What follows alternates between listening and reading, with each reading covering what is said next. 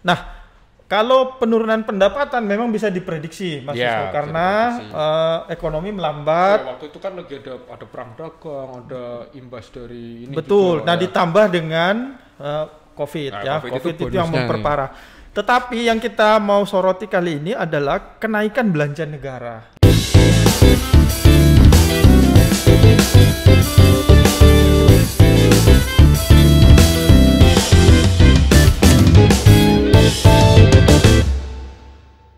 Kawan pajak, balik lagi nih kita di Celoteh 180 podcastnya kan WLDJB Jateng 2 Pak. 2. Tadi 180. Ya. 180. Itu ada filosofinya. Iya, apa itu? Itu kita sejajar dengan wajib pajak. Kita adalah mitra yang setara. Oh iya, kalau itu saya setuju. Tapi 180-nya dari mana itu? 180 kan derajat, Pak. Derajat. Oh, bisa aja nih. Iya bisa. Oh iya. Kalau 180 derajat bukan saling membelakang gini ya? Enggak gini tuh, Pak. Oh, gini. Oh. Gila. Ya. Jadi agak dipaksain sih. Iya, saya paksakan. Tetap jalan jadi tetap mengedukasi. Iya Pak, mana nih? Ya kemarin kan kita udah jelasin masalah RUU KUP dan PPN. Kita kira-kira sobat pajak banyak tanggapannya nggak ya?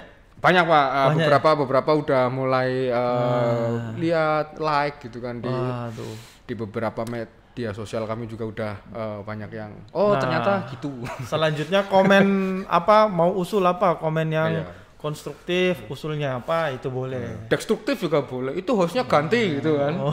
Jangan ya Pak ya, itu adalah job saya. Kalau saya diganti saya nggak punya job. Nah, episode kali ini sebetulnya saya masih ada unek-unek Pak. Apa Jadi, itu? Kalau kemarin itu udah bahas masalah KUP, RUU-nya. Terus waktu episode pertama kita ngulik dikit masalah optimisme capaian APBN ya. APBN dan 2021. Dan ekonominya kan tumbuh kan perekonomiannya. Ya betul. Kan. Dan syukurnya sampai sekarang masih tumbuh. Trennya masih tumbuh. Masih tumbuh. Ini luar biasa banget ternyata. Bersyukur ini. Alhamdulillah ternyata kita bisa melewati pandemi ini dengan cukup baik. Ya, poin pentingnya yang wave keberapa ya yang Juli itu kita berhasil lewati. Sekarang grafiknya lagi menurun. Si coronanya. Ya, kalau udah menurun, grafik corona menurun, nah tentunya rakyat mulai beraktivitas, grafik ekonomi bisa naik. Sangat naik. Nah ini tetap prokes ya teman-teman kawan pajak biar sampai akhir tahun kita ekonominya membaik. Harapan kita semua. Iya, jadi biar tetap sehat. Nah, yang masih jadi undang-undang gini Pak Timon. Waktu tahun 2020 ternyata pada APBN, APBN Indonesia di tahun 2020 itu ada perubahan. Jadi ada pergeseran anggaran yang digunakan untuk pemulihan ekonomi nasional. Saya itu bingung, masih ya mungkin sebagian kawan pajak juga masih agak bertanya-tanya. Pemulihan ekonomi nasional itu gimana sih? Apa dampaknya buat pandemi ini gitu kan? Sedangkan kalau kita lihat secara data nih, saya punya data nih Pak Timon. Saya mau ini saya juga punya menguji Pak Timon.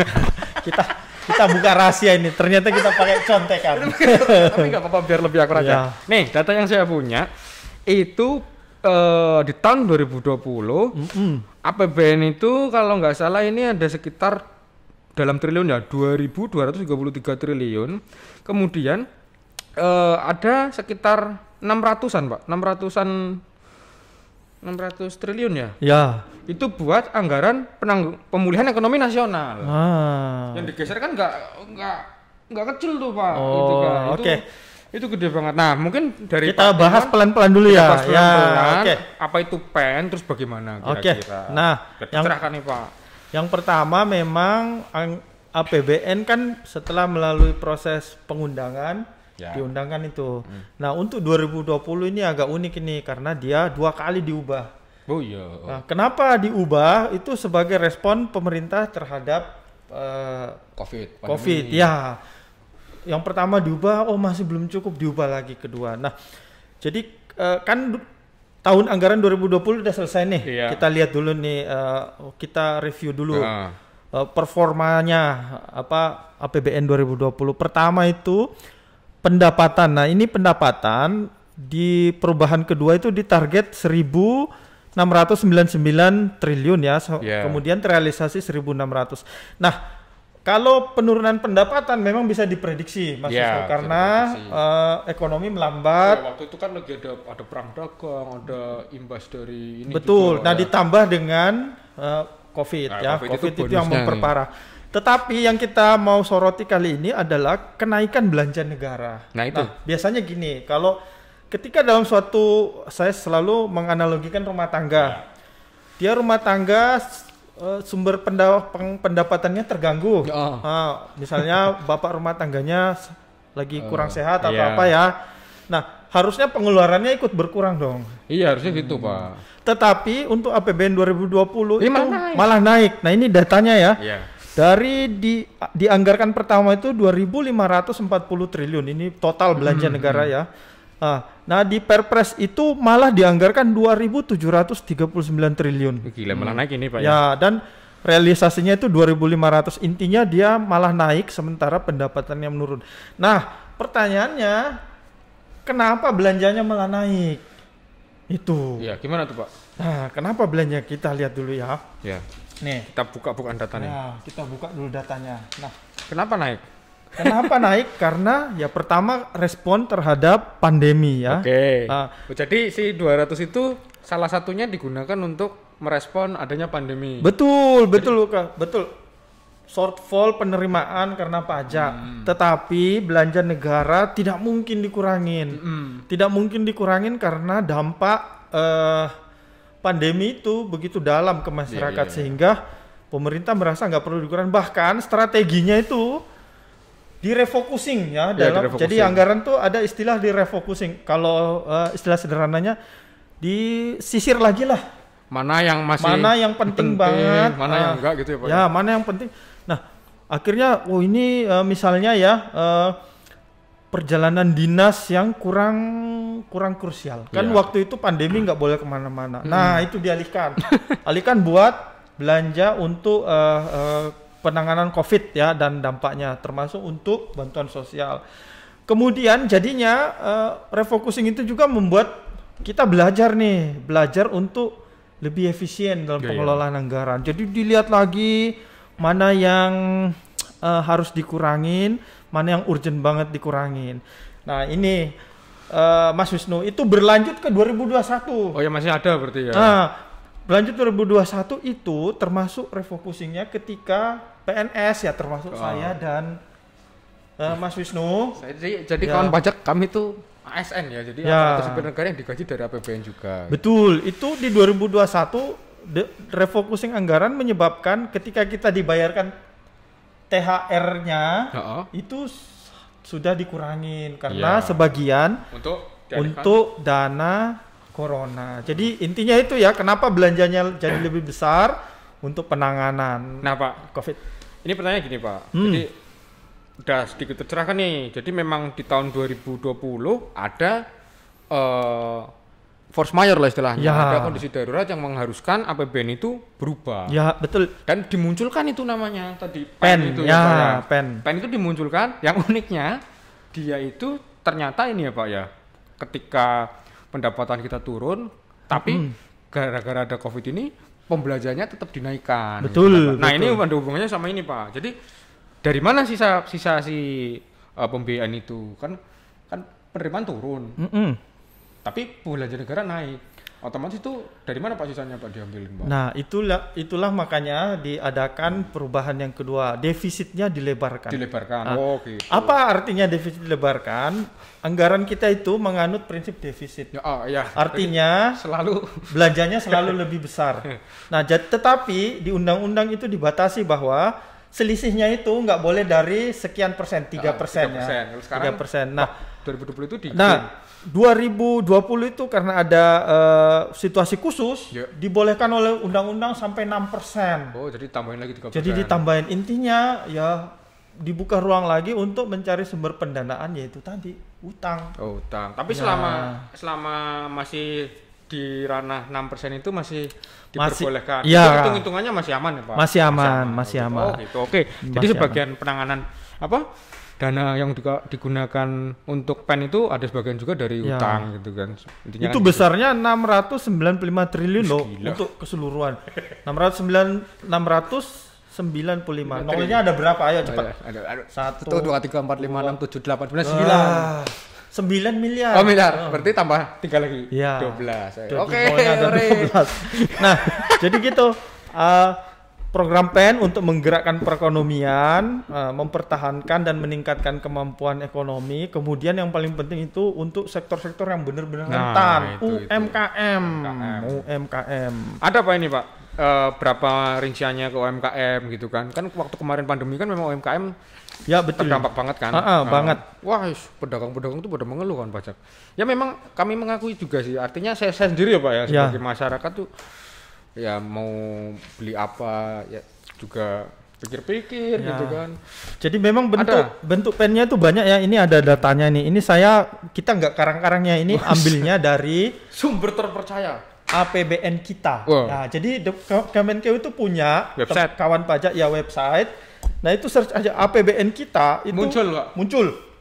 Itu update-nya bulanan. Negara kita itu udah dapatnya berapa sih?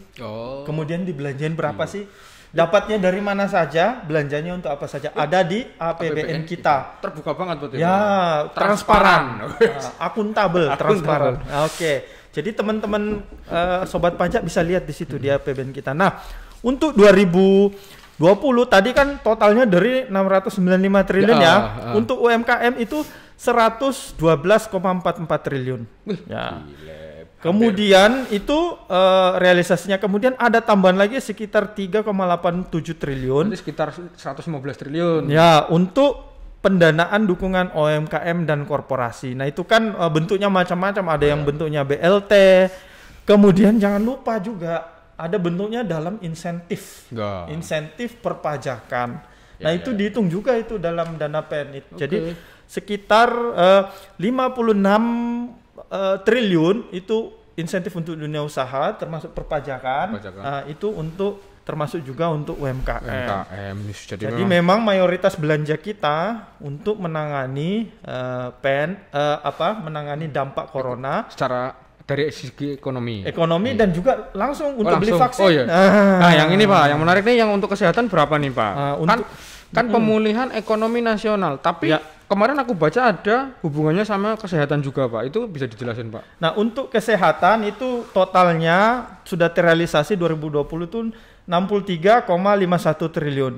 Itu untuk apa? Digunakan untuk apa? Utamanya itu untuk beli vaksin. Untuk beli vaksin. Untuk beli vaksin pertama, yang kedua untuk alat kesehatan kali ya? Alkes untuk mendukung penanganan COVID, kemudian untuk perawatan orang COVID kan ditanggung pemerintah. Itu iya. Iya. Kan kemarin kalau yang kawan pajak yang habis COVID gitu terus diisolasi itu gratis ya Pak ya? Ya betul sekali. Betul. Tapi jangan sampai kena lah walaupun gratis. Makanya prokes. Kami aja prokes nih meskipun menyapa lewat YouTube. Ya, nanti yang nonton juga pakai masker. Enggak enak. Jadi ya itu untuk kesehatan itu. Kemudian ada lagi nih untuk masyarakat terdampak dan kelompok rentan. Rentan. Jadi di masa pandemi ini ada yang patah hati gitu. Bukan rentan ya. Artinya kalau istilah ininya itu MBR, masyarakat berpenghasilan rendah. Berpenghasilan rendah. Ya, betul. Itu direalisasikan itu sudah 220 triliun. Ya. 220 triliun itu untuk menekan laju kemiskinan, karena ketika pandemi orang kehilangan pekerjaan banyak yang bergeser tuh, jadi sebelumnya menengah turun ke bawah, kemudian bawah glosor ya. Jadi hampir miskin. Begitu ada pandemi jadi miskin. Parah ya. Ini mungkin kelihatan kayak bercanda ya, tapi itulah yang menjadi kenyataan ya. Parah ya berarti emang ya. Parah banget. Coba kalau nggak ada pandemi Pak. Kalau nggak ada pandemi, ya kita nggak bisa berandai-andai sih. Ya nggak bisa berandai-andai. Tapi ini ya Pak, begitu ada pandemi ternyata kita bisa menyesuaikan sebegitu cepatnya ya Pak ya. Betul. Iya, jadi kita juga cepet banget nih kayaknya merefocusing anggaran. Apa pennya mau fokus kemana? Betul. Nah, imbasnya juga kan berarti ada beberapa proyek infrastruktur yang tertunda. Sayang banget. Nah, itu dialokasikan untuk tadi secara total 600 berapa tadi triliun ya untuk PEN ya. Itu ya.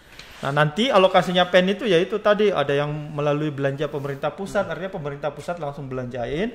Ada juga yang dalam bentuk TKDD, transfer ke daerah dan desa. Oh iya.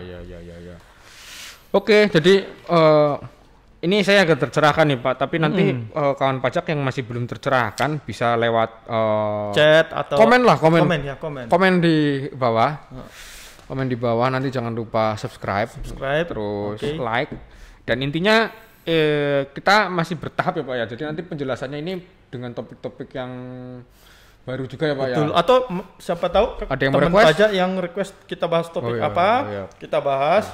Ya, karena memang sifatnya mini podcast mungkin ya nggak kepanjang-panjang. Ya, secara global dulu. Pak, saya mau pengen bahas pajak jadian. Oh, itu beda lagi. Ada ya pajak jadian ya? Ya kalau jadi jual tanah. Oh gitu. Bukan bawain martabak ke calonnya. Oh, sekarang kita modus dulu ya.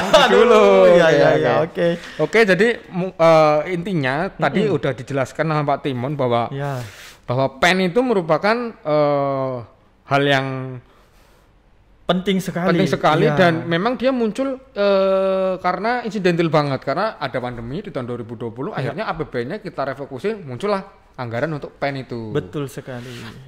Nah, setelah ada PEN itu ya tentunya kita harus mencari sumber pembiayaan negara yang lain karena ternyata pengeluarannya lebih tinggi daripada pemasukan. Tapi selama sumber pembiayaan negara yang lain itu diatur oleh undang-undang, insya Allah masih aman ya Pak ya. Jadi dan kita berdoa 2021 ini sudah mulai membaik. Ya, membaik, defisitnya bisa kita kecilin, defisit anggaran tadi, jadi kita nggak perlu nyari yang lain, nyari utangan, nggak perlu, kita andalin aja ini. Penerimaan pajak. Nah, ngomong-ngomong sama penyaluran PEN, berhubungan juga dengan program ZITWBK yang sedang kami ikuti. Oh iya. Barangkali kawan pajak menemukan fraud atau pelanggaran terkait dengan pengelolaan pajak dan atau misalkan penyaluran PEN, itu bisa langsung dilaporkan melalui whistleblowing system baik Kementerian Keuangan maupun whistleblowing system milik pajak dan pemerintah. Ya, dijamin, ditindaklanjuti asal bukan fitnah.